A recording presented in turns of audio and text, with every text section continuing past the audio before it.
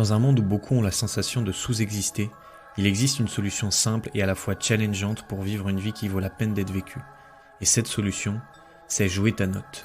C'est-à-dire te débarrasser des conditionnements qui t'empêchent d'être qui tu as réellement envie d'être et faire ce que tu as réellement envie de faire de ta vie. Quand tu réapprends à jouer ta note, tu détruis automatiquement tout un tas de blocages et reconnectes un niveau de kiff, d'énergie et de pouvoir sur ta vie radicalement différent. Jouer ta note est simple, mais pas facile. Et c'est pour ça que dans ce podcast, je te partage les clés qui permettent à mes clients en coaching et qui te permettront de démarrer ce chemin. Je m'appelle Charles Ariel, bienvenue dans ce nouvel épisode de Joue ta putain de note. Nouvel épisode, là je suis chaud bouillant. Je viens de finir d'enregistrer l'épisode sur la persévérance naturelle et là j'ai envie de continuer sur ma lancée. Et ce qui est formidable, c'est qu'en démarrant ce podcast, je ne sais même plus de quoi j'avais envie de parler. Oui, c'est ça, j'ai envie de te partager dans ce podcast et je pense que je vais le faire en plusieurs épisodes. Quelles sont pour moi les 4 choses qui te bouffent le plus ton énergie? Quels sont les 4 plus gros drainers? En anglais, c'est Julien Musi qui avait évoqué à un moment donné ce mot de driver et drainer. Donc driver, les trucs qui vont te donner de l'énergie, te mettre en énergie. Les drainers, les choses qui vont te pomper de l'énergie. D'ailleurs, je vais l'interviewer bientôt. Et donc les 4 choses qui pour moi te pompent le plus ton énergie. Tu vas voir que dans ces 4 choses, je vais te partager des choses qui comme souvent vont un peu à l'encontre des idées reçues.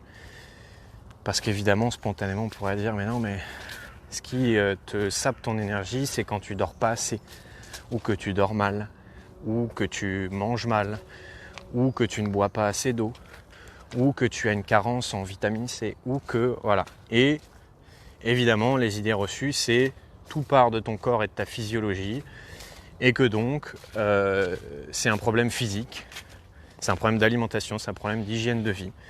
L'hygiène de vie, c'est génial et moi, c'est mon vrai désir numéro 5, prendre soin de bien manger, faire du sport, etc., etc. C'est hyper important pour moi.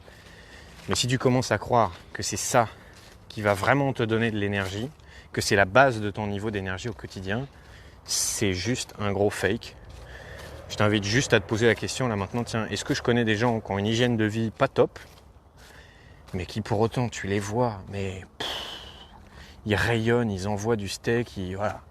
Et à l'inverse, des gens qui font du sport tous les jours, qui dorment bien, qui mangent bien, et qui soit te le montrent ou te le montrent pas, mais ont un niveau d'énergie qui fait le yo-yo. Bien sûr, c'est important l'hygiène de vie, mais c'est pas ça la base. Et c'est pas ça qui va te pomper le plus d'énergie. Pour moi, la chose qui te pompe le plus d'énergie, je vais le faire en 4 points, mais il n'y a pas forcément de niveau d'importance dans ces 4 points-là. La première chose qui te draine ton énergie au quotidien, c'est de vivre la vie de quelqu'un d'autre. Très souvent, ton manque d'énergie n'est qu'une conséquence de ta déconnexion à ce qui t'anime profondément. Ton manque d'énergie, ton sentiment de fatigue chronique, ton sentiment de lassitude, ton sentiment de ne pas avoir de peps est un symptôme de ta déconnexion à tes objectifs, à tes rêves qui t'inspirent le plus. Quand tu commences à vivre la vie de quelqu'un d'autre, c'est-à-dire à avoir un job qui te fait un peu kiffer mais pas trop, qui peut être le job qui t'inspirait il y a 5 ans mais qui n'est plus le job qui t'inspire aujourd'hui, ou peut-être qui est le job que voulaient tes parents pour toi, ou qui est peut-être le job qui fait bien dans la société mais qu'en fait ça te fait pas vraiment vibrer. C'est là que va commencer à apparaître cette fatigue chronique. C'est là que tu vas commencer à vouloir aller chez le médecin, à faire des cures de vitamine C, à faire des analyses de sang, à faire des je sais pas quoi. Et tout simplement, ce pompage d'énergie est là pour te dire quelque chose. C'est un messager qui est en train de te dire « tu es en train de vivre la vie de quelqu'un d'autre ». Je ne peux pas te dire à quel point. En fait, je dirais même 100% des gens que j'accompagne en coaching souffrent d'un manque d'énergie, voire d'un épuisement, voire de dépression, voire de burn-out.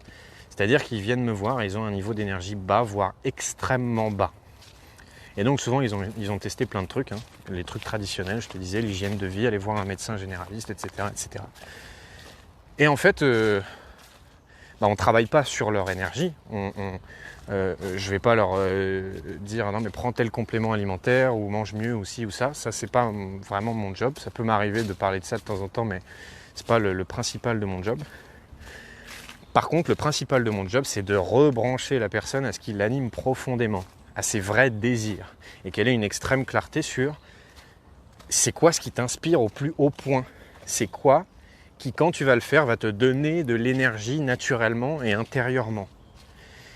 Et en fait, tu te rends compte que quasiment systématiquement, le niveau d'énergie au fur et à mesure de l'accompagnement augmente, voire décuple. Et la personne, au bout des 3 mois, te dit « Waouh, mais c'est dingue, j'ai pas changé ma manière de manger, j'ai pas changé... je dors pareil qu'avant et pourtant j'ai plus envie de me lever le matin, quoi. Je sens qu'il y a du peps, j'ai toujours des hauts et des bas. Je vais pas te vendre le fantasme de quand tu fais ça, t'as plus de up and down, t'as plus jamais de fatigue, etc. Et tu verras qu'il y a pour moi 3 autres raisons qui te drainent de l'énergie. Mais quand tu vis la vie de quelqu'un d'autre, pourquoi est-ce que tu aurais de l'énergie ? Quand tu poursuis les rêves de quelqu'un d'autre, pourquoi tu aurais de l'énergie ? Mais il y a juste une partie de toi qui est extrêmement intelligente et qui, dans son amour infini, est en train de dire « Mais mec ou meuf, ça me fait bizarre de dire meuf, bref, tu crois vraiment que l'énergie que j'ai à l'intérieur, je vais te la donner pour ça ? Non. Moi, l'énergie que j'ai, je la garde quand tu auras décidé de faire ce qui est réellement important pour toi. Mais hors de question que je te donne mon potentiel d'énergie pour que tu poursuives des objectifs qui ne sont pas réellement les tiens. Cette énergie-là, je la garde, je la préserve comme un cadeau pour que tu puisses l'utiliser à 100% quand tu sauras ce qui est réellement le plus important pour toi. Tu peux même te poser la question là maintenant. Tiens, mais si je regarde un peu en arrière dans ma vie, les moments où je me sentais en énergie, où je pétais le feu, ou en tout cas, pendant plusieurs semaines ou plusieurs mois, j'avais de l'énergie, quoi. Tiens, je poursuivais quel genre d'objectif ? J'avais quel genre de rêve ?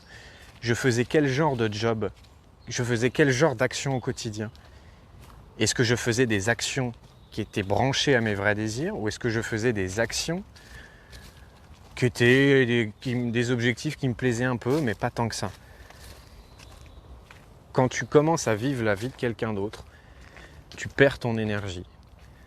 Et il y a une double perte d'énergie parce qu'en plus de ça, tu commences à culpabiliser de ne pas avoir assez d'énergie. Tu commences à croire que tu es feignant, tu commences à t'auto-flageller. En plus, souvent, tu ne comprends pas pourquoi. Alors, tu fais des petits trucs, tu fais une cure de vitamines comme on a dit, ça améliore un peu les choses, mais en final, le problème de fond, il n'est pas réglé parce que tu as traité juste les symptômes. Et ton corps, ce magnifique, objet, cette magnifique chose qui est ton corps, réagit à ta vie. Et ça veut dire que, évidemment que tu vas avoir une baisse de certains nutriments dans ton corps, évidemment que tu vas avoir certains symptômes physiques, évidemment que tu vas avoir une baisse d'énergie. Pourquoi ?